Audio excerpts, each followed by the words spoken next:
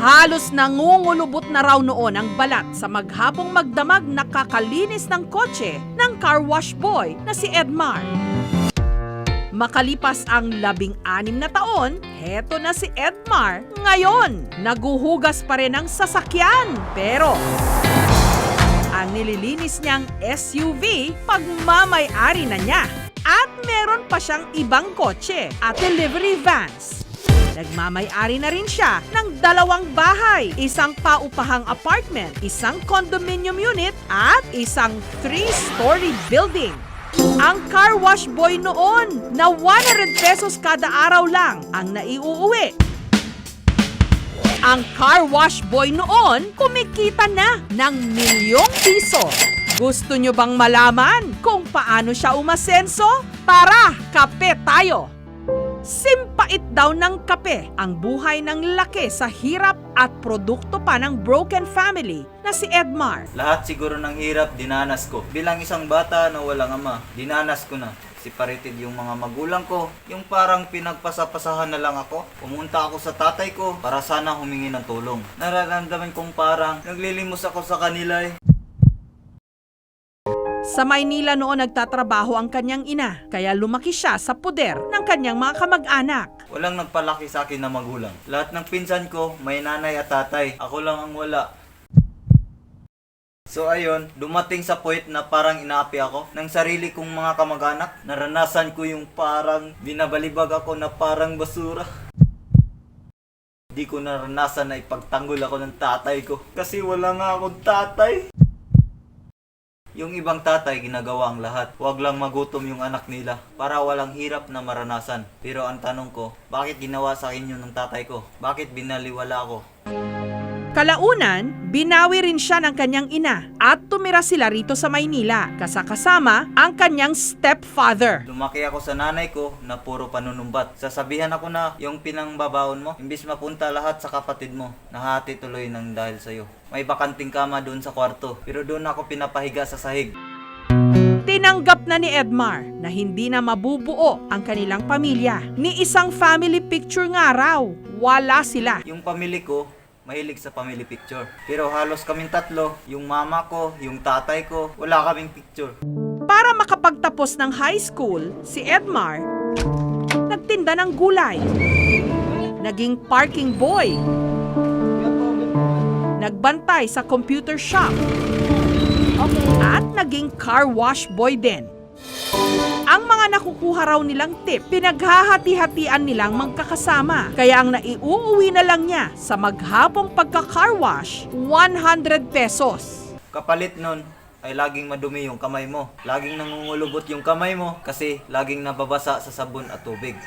Kinalaunan, sa kagustuhan niyang lumaki ang kanyang kita, nakipagsapalaran si Edmar bilang OFW sa Macau. Pinilit ko na makahanap ng trabaho noon. Lahat sinuyod ko na. Pasa ng resume doon, pasa ng resume dito. Halos lahat sinuyod ko na.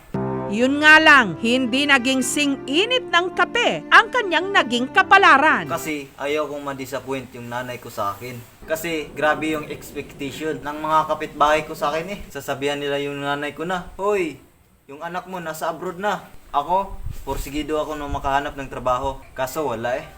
Matapos ang 2 buwan, umuwi sa Pilipinas si Edmar na walang kapera-pera. Dito siya pumasok bilang stockman sa isang mall. At dahil sa kagustuhan niyang may matapos, nag-enroll siya sa TESDA.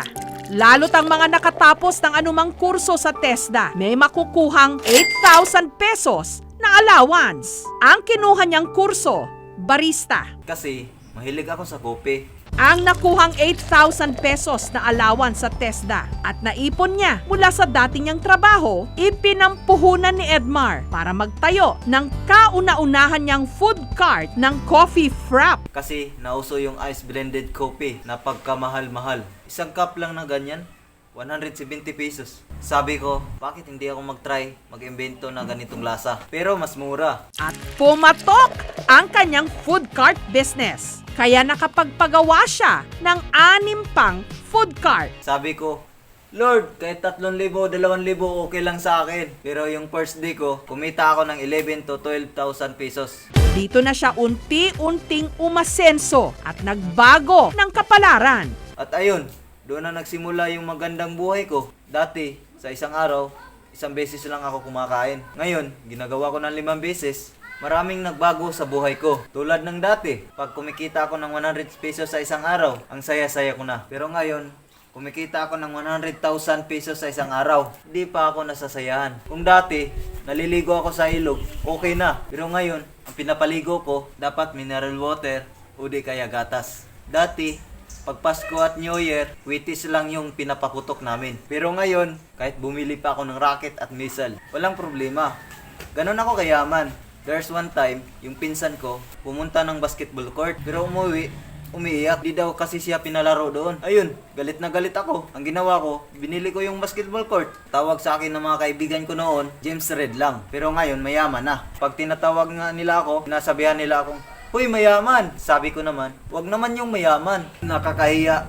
Milyonaryo na lang para hindi masyadong mayabang. Marami talagang nagbago sa buhay ko. Tulad ng di na ako nakakahawak ng 20 pesos. Di ko na tuloy maalala yung feeling na makahawak ng 20 pesos. Kasi kadalasan kong hinawakan yung mga 1,000 pesos, 500 pesos, yung mga ganun. And there's one time, wala akong magawa. Naisipan ko na lang na sumakay ng tricycle. Tuwang-tuwa ako. Kasi na-feel ko ulit yung komportable na feeling pag sumasakay ka ng tricycle. Nasanay na kasi ako sa chopper at airplane namin eh. Ayun, sa sobrang tuwa ko, yung tricycle driver, binigyan ko ng pamasahe na 5,000 siguro yun o 6,000. Plus, binilan ko pa siya ng bagong tricycle. Harley Davidson na tricycle. Ganyan ako kayaman. Binala ko nga sanang sumali sa Mayaman Challenge. Gagawa sana ako mga vlog na mga ganun. Kaso hindi ko na lang ginawa. Kasi baka hindi na ma-reach yung yaman ko eh. Nung nakaraang araw, bayaran na naman sa kurente. Tapos tinignan ko yung bill namin. Pagtingin ko, 300,000 lang. Galit na galit ako. Bakit 300,000 pesos lang? Bakit ang baba? Bakit napakababa yung bill ng kuryente namin? Kaya yun, pinaon ko yung TV at aircon namin magdamag para namang tumaas yung bill ng kuryente namin. At saka, napilitan akong bumili ng 10 rep. Pero, ipinamigay ko din naman pagkatapos. Pag nainitan ako, ginagawa ko na lang pamaypay yung tagi 1,000. Minsan nga, problemado na ako kung paano ko uubusin yung pera ko. Kaya ang ginawa ko na lang sa ranggulang papel yung pera. At kung sinong makapulot, edi sa kanya na. Ganyan ako kayaman. Pikon ka na ba? Galit ka na ba? It's a prank!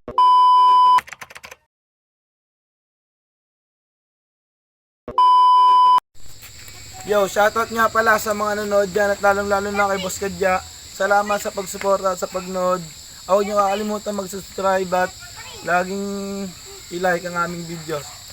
Shoutout nga pala kay Kim Arjon Misinas alias Vlog M, kay Boss Toto, tsaka kay Kuya Toots, Vilya Soto Mike, 20 pesos ka ng single, kay Gusto mo saksakin ko ngalangan mo, ha? Ma'am si Jessa Ronya, kay Papi Iwab, Amiel Misinas. Shoutout sa'yo. Shoutout nga pala kay Dada at saka ni Nonong at kay Liam at kay Munte. Yo, what's up? Shout out po kay Ate Jane po at kay Boss Jello na editor namin po. Shout out po kay Boss Kadya at Boss Alan na sana maraming salamat sa pagpapahiram nyo sa amin ng sasakyan.